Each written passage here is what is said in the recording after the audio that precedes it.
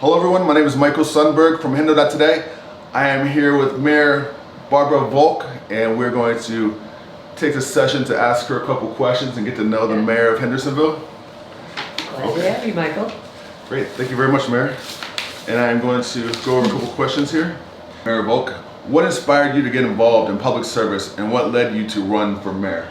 Well, I ran for council initially because I had been a member of the League of Women Voters and observed at city council meetings.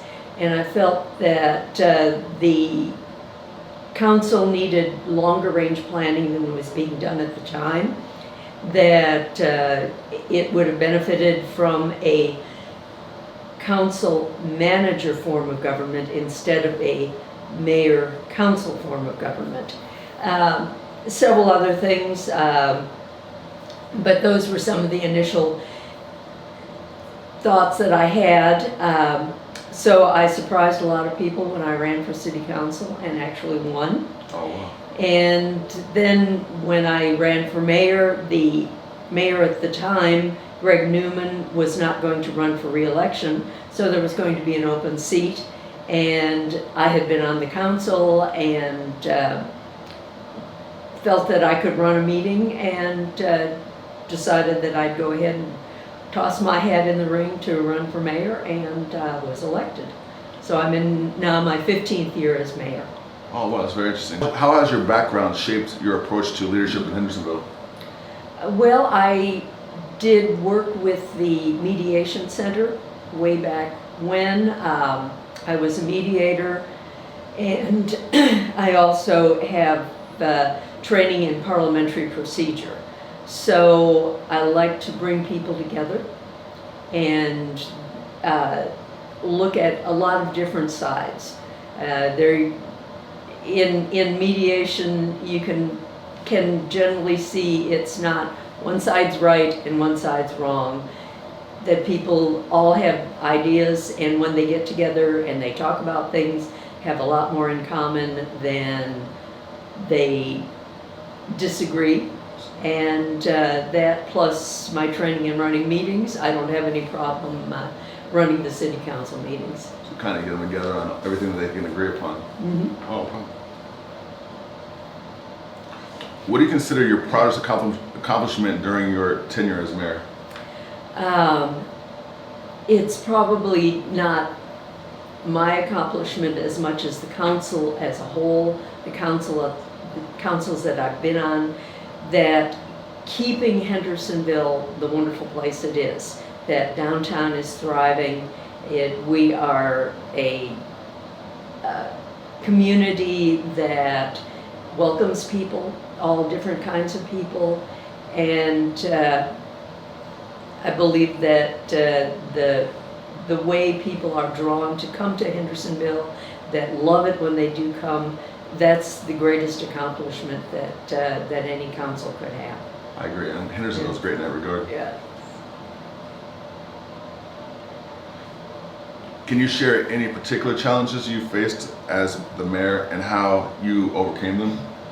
Well, there's always a problem with funding and budgeting, and we are very fortunate to have staff who is up on what needs to be done, what we can do, where funding sources are from. We have had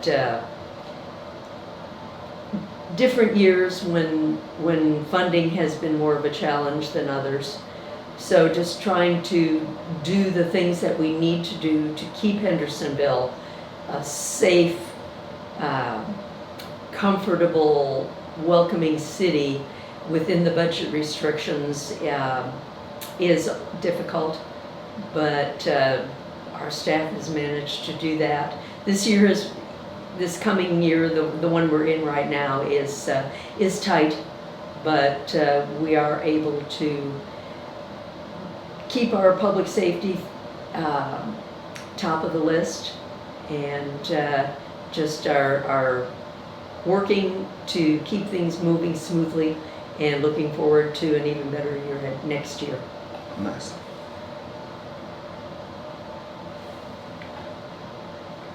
Hendersonville has seen significant growth in recent years. How do you envision the city's future growth?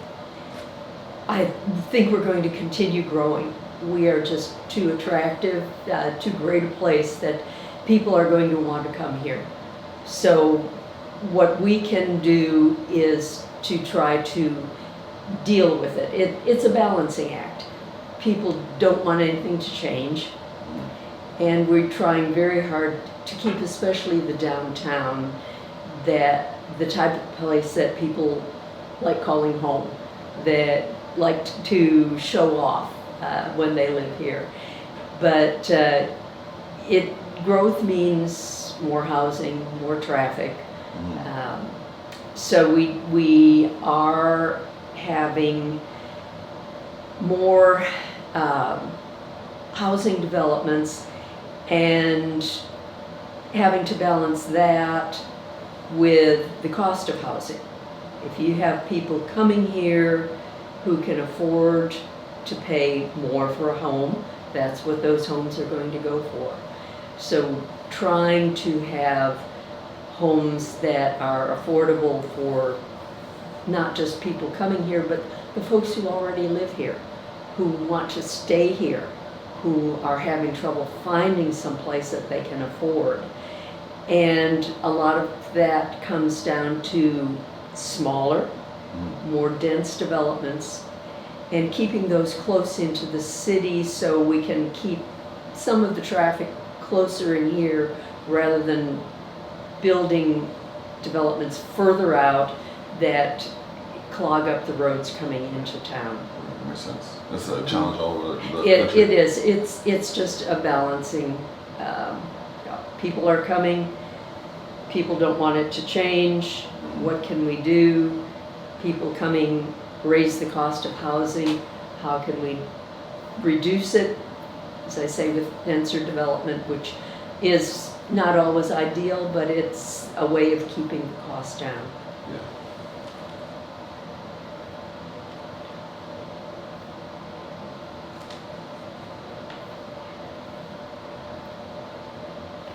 Can you discuss any upcoming projects aimed at enhancing downtown Hendersonville?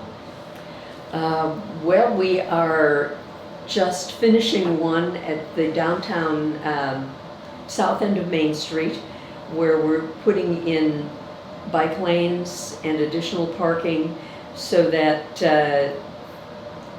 the Acoustic Trail will have, the folks who want to do that will have a way to come up to Main Street, to the visitor center. Folks will be able to park at the visitor center, unload their bikes, go down South Main Street and get right on the Acoustic Trail. So trying to connect that to our downtown. As it was, it just sort of bypassed it. Yeah. And we felt it was important to make sure that all those folks who are going to be coming here to ride on that trail have a way into downtown. Oh, nice. That's cool. And that kind of helps the outdoor adventure here in this area too. Definitely.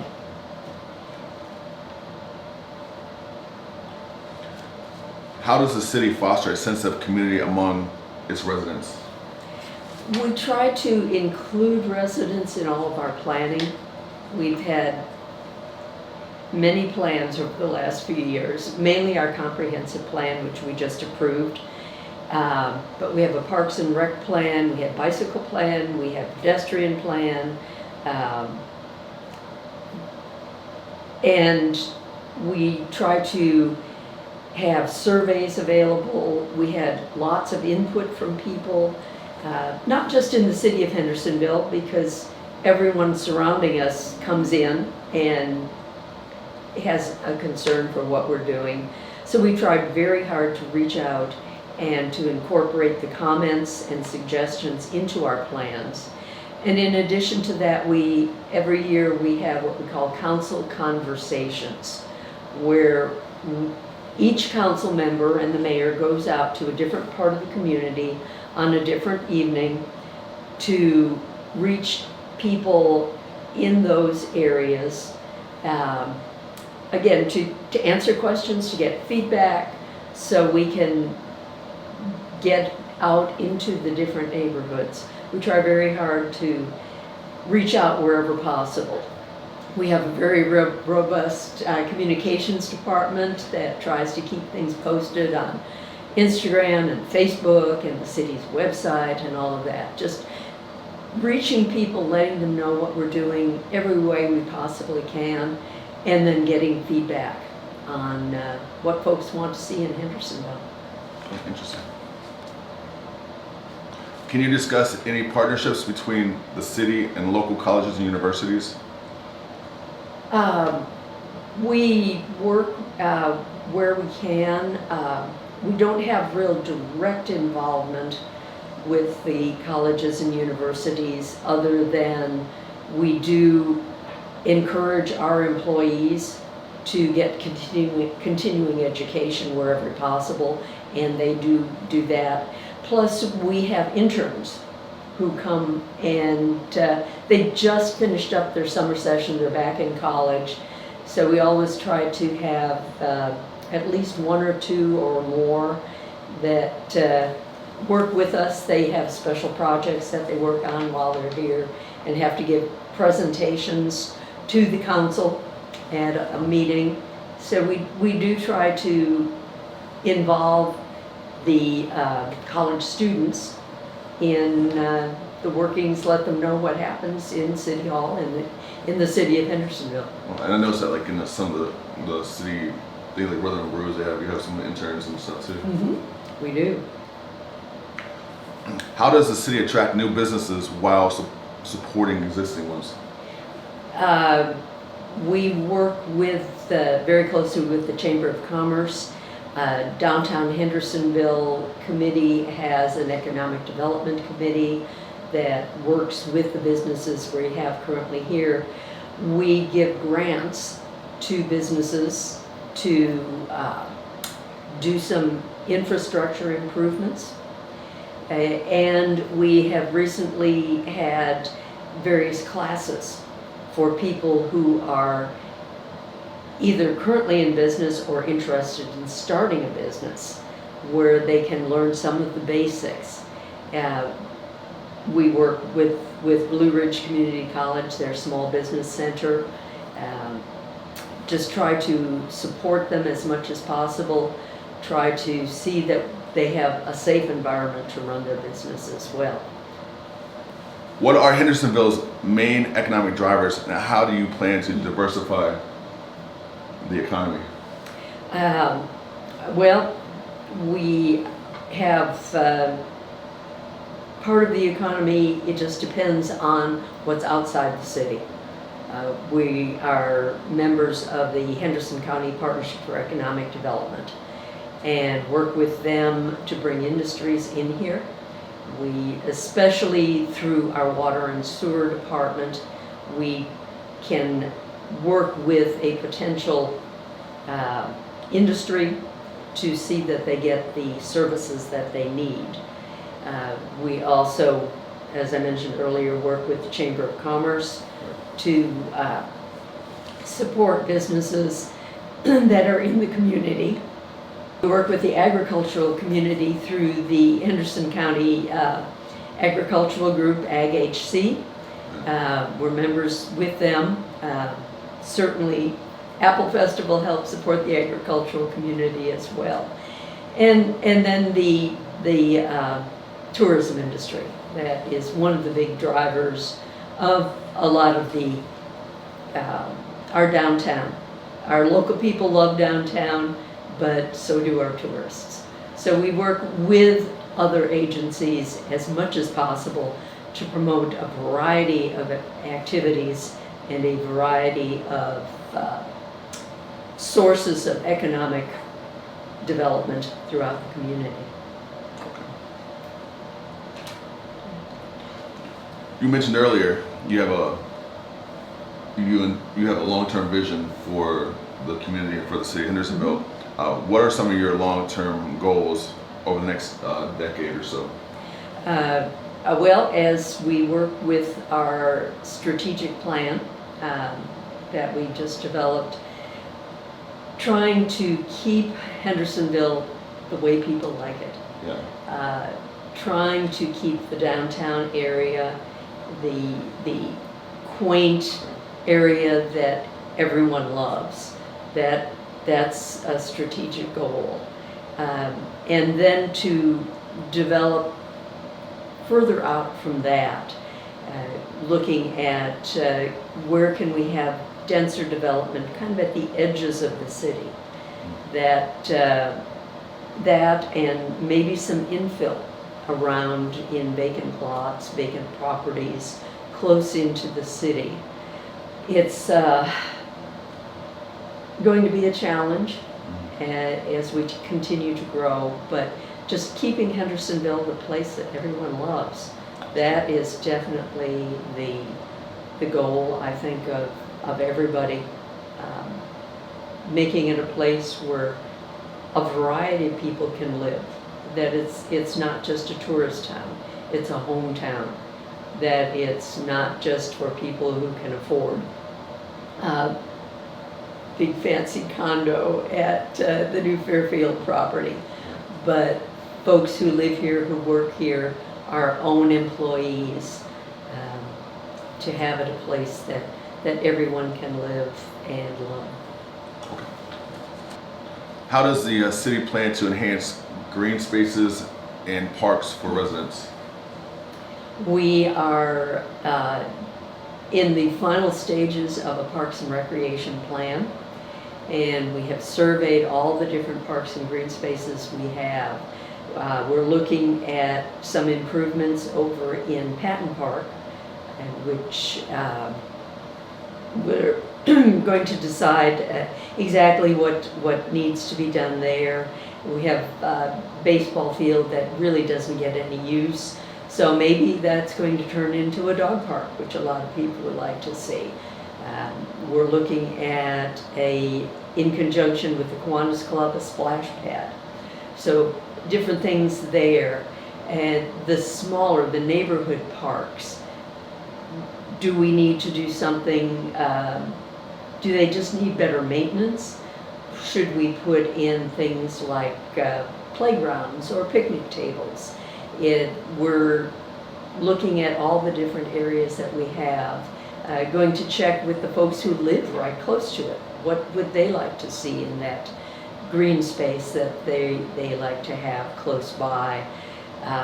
And of course, with the Acoustic Trail coming in, hopefully connecting it to the Okawaha Greenway so that we can have those connections, giving people an opportunity to reach some of our parks more easily than they can right now. Maybe being able to get on a bike and go to Patton Park instead of having to get in your car and drive to Patton Park. It'll enhance the use of the parks very much. I agree. I live out down Canoga, so it's it's hard to get from Canoga without putting a bike in the car. Yeah. I'm going to switch gears here a little bit. Okay. How does Hendersonville ensure the safety and well-being of its residents? We have a great police and fire department crew on both of those. This year we have increased the pay for our fire and police departments to keep the great employees that we already have, as well as be able to attract top quality applicants when we do happen to have spaces. So if you can get a good employee in those departments, that will enhance the ability of the department to serve the community. The chief has assigned officers specifically to Main Street. For the police, we have a dedicated traffic unit trying to deal with a lot of the traffic accidents that we hate to have happen around here, but regrettably with the amount of traffic we have and some very inconsiderate drivers, we do have problems with that. Just about to cut the ribbon on the new fire department. Wow. So the fire connections will be even easier. They'll be able to get in and out of that station more quickly than they could before. We're very fortunate. The fire department worked very hard that we now have the highest rating from the insurance commission that it's possible to get. So we're going to continue to do that. That means that businesses especially, as well as homeowners, have a lower rate of fire insurance. So that looking at what our goals were the past couple of years, public safety was at the top of the list. So we're very serious about keeping this a safe as well as healthy community. It is safe. Yeah. I live in another city. It is one of the safest cities I've ever lived in. Yeah. How does the city prepare for potential natural disasters or emergencies? We do have emergency plans in place. Again, we work with other agencies. We do work with the Sheriff's Department. We work with the County Fire Marshal, with the Rescue Squad, with EMS. We have countywide plans that are in place if we should have something. We have occasionally had to declare emergencies either due to flooding or way back when we used to have a whole lot of snow. Yeah. We haven't had to worry about that in a while. Mainly here it's flooding or storms where we have a lot of trees down. The hurricanes do occasionally come through here, and we've had to put some of our emergency plans into place, but those plans are there, and we do have regular meetings among the various groups to just go over them and see if anything needs to be updated. Okay. I think that's about it. Thank you very much, Mayor Barbara Volk. I'm very impressed by some of the things that you said and the long-term planning and everything, and I really appreciated coming here and meeting with you, and thank you for allowing me to meet with you, and I hope to see you again. Well, I see you around town, and look forward to seeing more of you, and appreciate this opportunity just to share some of what the city is doing. We're just trying to do the best we can and keep this the wonderful place it is. Thank you, Mayor Volk. Yeah.